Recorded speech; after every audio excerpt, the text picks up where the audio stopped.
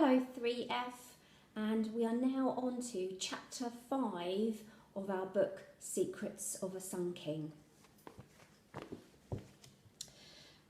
That night at the supper table I told a lie.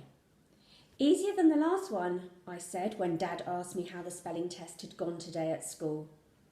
He'd caught me off guard. I was so busy thinking about hotels and Professor Hanawati had forgotten the day I should have had.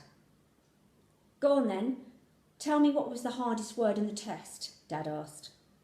I said the first thing that came into my head. "Reincarnation." "Did you get 4 marks?" No. "Which words did you get wrong? Because they're the ones you ought to be practicing, you know." It was typical of Dad wanting me to be cleverer, faster, better, and I did try, but tonight it was exhausting. I got up from the table and started clearing the dishes. "Lillian," he said sharply, "I'm talking to you." "Oh, leave her be. She's worried about her granddad," Mum chided. I was, in ways they couldn't imagine. "Well, she better not be slipping behind. I'll be on to her teachers if she is." Dad shook out the paper. Once he disappeared behind it, Mum leaned towards me, whispering, "I'm proud of you, Lil. You've got your granddad's spirit, far more than I ever did. There's more to the world than spelling tests," he'd say, and he's right. Dear Mum. She was trying to be kind, but it felt like a nudge in the ribs, reminding me of my promise to Grandad. I smiled stiffly. I couldn't tell her about the jar or the curse, could I? I wasn't even meant to have gone to hospital in the first place. Times like this, I wondered what it would be like to have someone my age to talk to share private, secret stuff that wasn't for grown-ups' ears, like Tulip did, I bet, with her 2 brothers, the lucky devil. After supper was cleared and a pot of tea made, Mum and Dad settled by the stove. Early evening, it was the same. We'd sit quietly, rarely speaking, though often I'd glance up and notice how sad they looked. Dad, I suppose, might be thinking about the war. As for Mum, I didn't know. Sometimes she'd have tears in her eyes. Other times she'd rest a hand on her stomach and sigh. Tonight, though, I couldn't sit quietly, not with Professor Hanawati's letter at Grandad's, just waiting to be read. "Has Nefertiti been fed yet?" I asked. "I'll go if you like." I knew full well how hard it was to coax my parents out of their chairs once they'd settled down, and it was just the sort of little job they'd count on me to do. "Good girl," Mum said. "Don't be long."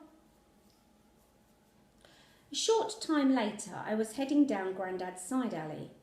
This time I'd bought a torch, but still felt wary as I turned the corner. On the doorstep were 2 bottles of milk and 1 of cream, and Nefertiti crouched between them. The second she saw me, she stood up, purring. "Glad to see you're happier tonight, miss," I said, crouching down to scratch her chin. She was probably hungry, I supposed. But when the door unlocked easily enough, I began to wonder if something was already shifting. Now I knew about the curse and what I had to do to break it. Maybe it was a sign I was on the right track. It felt odd to go inside with no Grandad there to greet me. The hallway was so familiar. The crooked lampshade he'd never bothered to straighten, the coat stand, the stairs, the passageway leading to the shop. It made me come over all upset. Though being in the shop itself felt better, a comfort even. The room was so full of Grandad, it was like he was here with me. The shelves on every wall were crammed with books, plates, carvings, more boxes. Even the alarming bits, the strange face masks and stuffed animals with glass bead eyes, were all reasons why I loved coming to visit. In the bay window was Grandad's desk, messy as ever. I flicked through coal bills, newspaper clippings, a fair few of which I noticed were to do with Egypt and more specifically, Mr. Carter. Moving a heap of notebooks aside, I found a half-eaten corned beef sandwich. A quick sniff confirmed it had been there for some time, longer than Grandad had been sick. He was like me where food was concerned. It'd take something really shocking to put him off what he was eating. What looked to be Dr. Hanawati's letter was underneath the sandwich. It wasn't a short one either, but a good 5 or 6 pages long and covered in stale breadcrumbs. The paper was tissue thin and a lovely, unusual blue colour. I scanned it for a signature, which, oddly, was at the bottom of the very first page. Like most people's, it was a squiggle, but I was able to recognise the H at the start of the name and the TI at the end to know that this was what I was looking for. I sat down in the nearest chair. It felt strange to be about to read a dead man's letter. A bit eerie, a bit sad, but I was intrigued to hear what he had to say. "Dear Ezra," it began, "you will know how hard it is for me to admit to being wrong, but I must tell you your instincts regarding the Egyptian canopic jar were right all along. It does, I fear, carry a terrible curse. We should have left it in Egypt where it belongs. The death of a young boy just days after he discovered it in that queer little rock-faced tomb was no accident. Nor should we have argued and fought over the jar. We were good chums, Ezra, but we have let the jar breed bad feeling between us. It poisoned our friendship, I'm sad to say. Many years ago you told me never to darken your door again, and I respected your wish. Now I find I must communicate with you. I have important, terrible news. Neither of us knew there was anything inside the jar, did we? Yet recently I've discovered it holds a secret. Let me explain. For years the jar stayed packed away in my attic, all but forgotten. Last month, though, something changed. For some unknown reason, the jar began to play on my mind, and when I retrieved it from the attic, I heard a rattling sound, indicating an object was inside. It struck me as strange that neither you nor I had heard such a sound when we brought the jar home all that time ago, in such unhappy circumstances. On removing the lid, which took considerable effort, I found a papyrus scroll rolled up tightly, folded and tied with a leather thong. There were also something stuffed into the base of the jar, a scrap of old linen probably, that I couldn't dislodge. It was the scroll that captivated my interest, and so I set about trying to translate it. The writing was hard to decipher. It wasn't the hieroglyphics I would have expected to see on an important document, but the informal, demotic Egyptian of a personal account. I spent hours, days at my desk poring over this discovery. As finds go, it was almost as exciting as our first sighting of the jar itself. Remember that, Ezra? How we swooned when we saw it on that market stall. We could not believe Mr. Carter had dismissed it as an insignificant piece. How stupid he would feel now if he could read this translation. When you see whose name appears at the very start of the account, you will understand my elation. Yet, I have to warn you, my excitement was short-lived. On commencing the translation, I was overcome with a terrible feeling of dread. I can't describe it more eloquently than that. These past couple of weeks I've suffered nightmares, headaches, fevers. The doctor says it's nervous exhaustion, but I know it's something more sinister, Ezra, something linked to the jar. Of course, no one believes me. My own dear wife looks at me across the dinner table each night as if I were insane.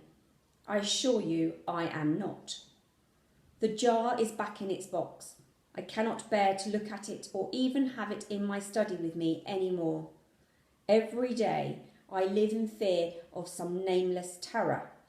The curse is upon me. Much more of this, and I will have to rid myself of the jar for my safety and well-being.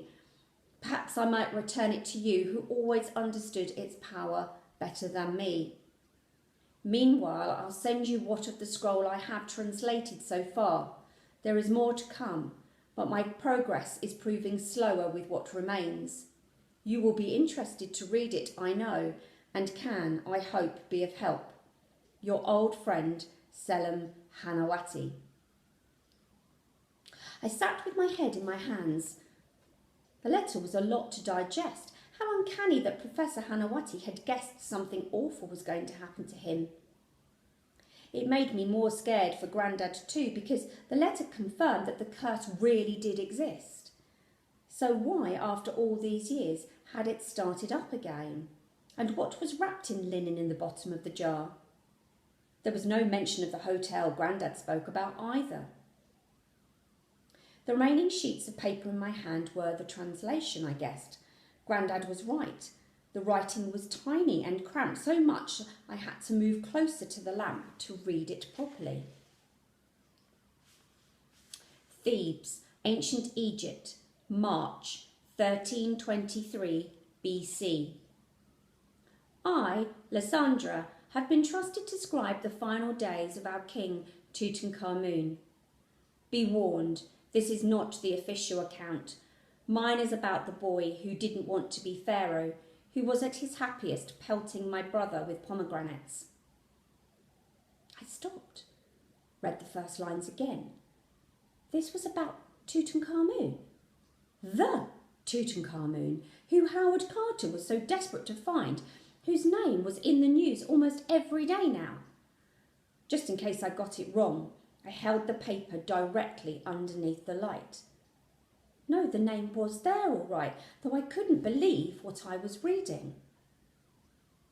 There's a saying amongst our people, let your face shine, because no one wants to live an unhappy life here on earth and then be stuck with it forever in the afterlife.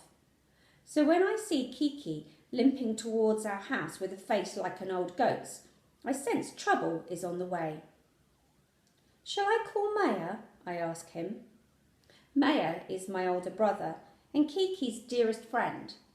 Only a short stretch of courtyard separates our houses from the steps to the royal palace where Kiki lives. That's not his proper name. Maya made it up when he was little. He's been Kiki to our family ever since. My brother is taller than any of us nowadays. He has long legs as thin as a stalk, but is strong and healthy and happy. All the things Kiki isn't.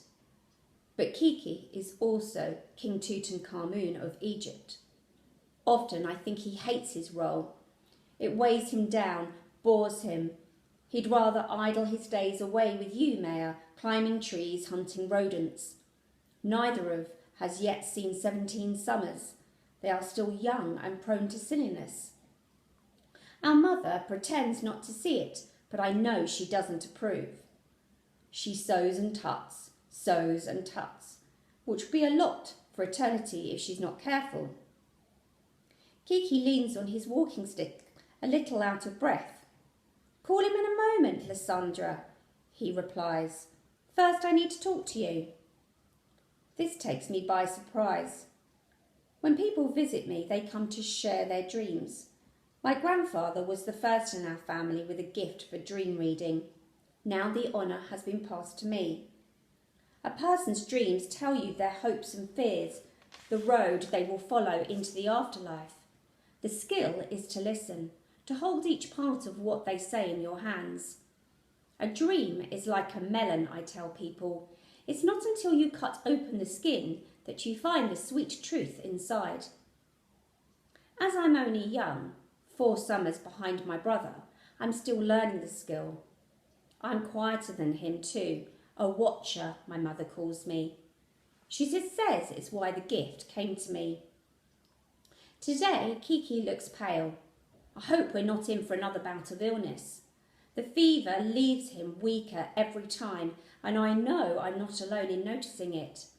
There are those at the palace who watch Kiki, every limp, every sweat, every meal left untouched. No one watches more than his godfather, A, who Kiki leans on like a son to a wise father. He does little without A's approval, and in my view spends far too much time seeking it. I don't trust A. He has the eyes of a hungry wolf watching a weakening lamb. Come inside, I say to Kiki. There's no sun. The wind off the river is too brisk for sitting outside, so Kiki follows me in where the stove is hot because my mother is baking. She sees us coming, bows and scuttles off, tucking the basket of already baked bread under her arm. Please sit, I say, gesturing to the cushions on the floor. Kiki shakes his head. He's glancing nervously towards the doorway, expecting Maya to appear. I don't sit either. Bad dreams? Terrible dreams, he hisses. For the last few nights it's been the same. I'm chasing someone, and though I run and run, I can't reach them. There's a fresh insect bite on his left cheek. He should have a net covering his bed. I wonder why his servant, whose job it is to tend to these things, isn't being more careful. The fevers that come with such a bite are dangerous. So too are the coughs that plague him every winter. Are you sick? I ask, because this sounds like a fever dream. I hear plenty of them, and they usually mean very little. No, Lysandra, for once I'm not. I'm more interested now, and how does it end, this dream of yours? I reach a dead end, a wall, a locked door, a ravine. It changes every time. He shivers slightly. Behind me I hear animals growling, scorpions run across my feet.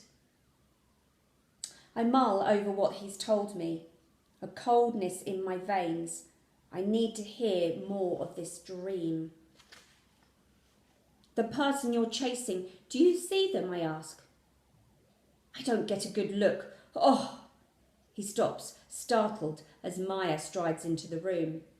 My brother, wrapped in a blanket against the chill, looks more bony-limbed than ever. Not trying to charm my sister, are you? He asks, giving Kiki a playful nudge. He's being ridiculous. Kiki has a wife, the Queen, chosen for him by the men of his inner circle.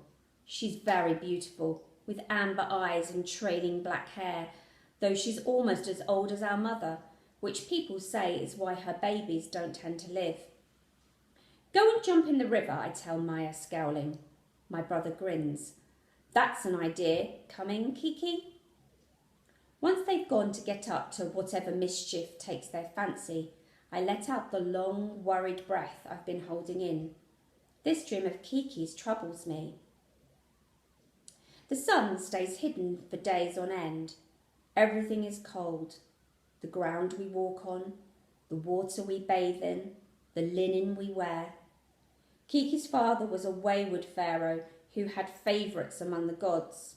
It brought chaos to our country, and people are saying that the god Amun is still offended, which is why the sun refuses to shine. I've never known a winter so miserable or so dark, Mother says. She keeps our oil lamps lit all day so she can see well enough to sew. I'm struggling to concentrate on my scribbling work. All morning I make mistakes on the papyrus. Mother scolds me. Whatever's the matter, Lysandra? Come sit closer to the light. But my mind keeps wandering back to Kiki's dream. A dead end means something, or someone, is blocking his journey through his life and onto the next. It's a bad omen. So too are the scorpions, which conjure up all things poisonous. I can't explain to Mother that the darkness isn't in the room, but in my head. We're saved by Maya, who rushes in from outside, bringing the cold air with him. I have news, he says. The king's decided to hold a feast day for Amun tomorrow to win back his favour. I has decided it. You mean, I mutter, yet despite my mood, I'm glad. I've missed the sun. What can we do to help, Mother asks, ever practical. Your flatbread, Mother. Kiki is requesting it. Maya turns to me. You can help Roti with the horses. There's going to be chariot racing for once. Keiku's dear godfather is letting him have his way. Chariot racing is one of Kiki's favourite sports.